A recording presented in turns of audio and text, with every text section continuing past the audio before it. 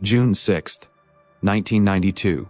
In Springfield, Missouri was supposed to be a night of clean slates and new beginnings. 19-year-old Suzie Streeter and her best friend, 18-year-old Stacy McCall, had just walked across the stage at Kickapoo High School. The air was thick with Midwestern summer heat and the electric energy of graduation night. By all accounts, the girls celebrated exactly the way you would expect. They attended a string of local graduation parties, laughing, taking photos, and planning a trip to a water park the next morning. Initially, they intended to sleep over at a friend's house in nearby Battlefield, Missouri. But the house became too crowded with out-of-town guests. Sometime around 2 a.m. on Sunday, the 7th of June, Suzie and Stacy made a fateful last-minute decision. They told their friends they were going back to Suzie's house at 1717 East Delmar Street, a modest, single-story home where Suzie lived with her 47-year-old mother, Sherrill Levitt. The girls were spotted driving their separate cars along Battlefield Road at roughly 2:15 a.m. It is the last time anyone would ever see them alive. The true horror of the Springfield Three isn't what investigators found at 1717 East Delmar Street. It's what they didn't find. When morning came, friends Janelle Kirby and her boyfriend drove over to the house.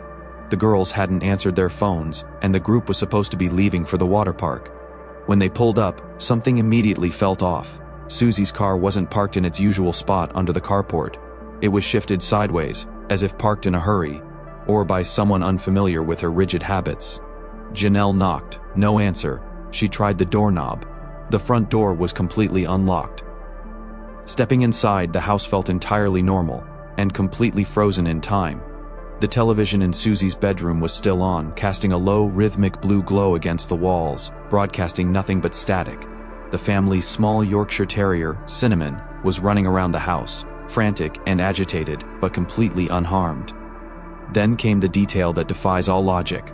Lined up in a neat row on the floor were 3 purses, Sherrill's, Suzie's, and Stacy's. Inside those purses were their driver's licenses, their keys, their makeup, and their money, including $900 in cash inside Sherrill's wallet.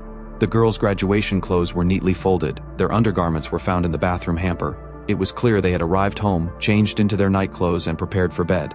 Yet, the beds were unmade, and the home bore absolutely no signs of a physical struggle. No overturned furniture, no blood, no signs of a break-in.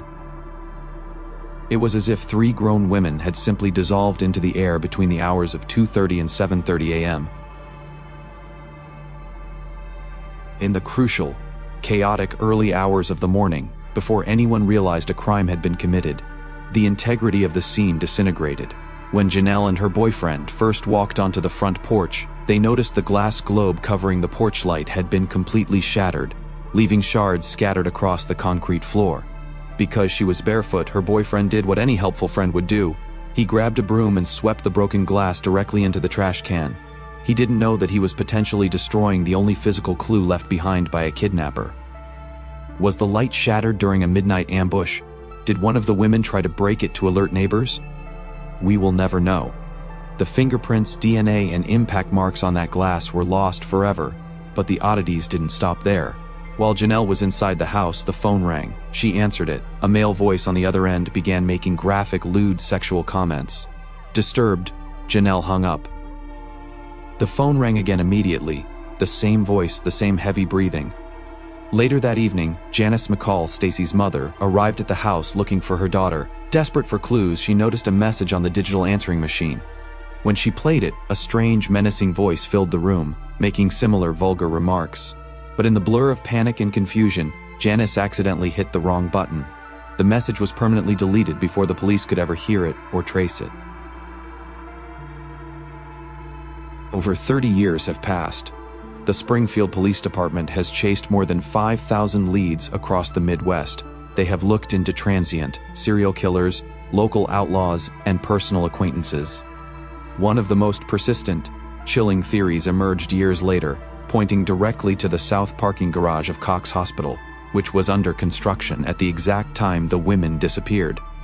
A tipster claimed that the 3 women were abducted by a construction worker, murdered, and buried deep within the concrete foundations before the upper tiers were poured.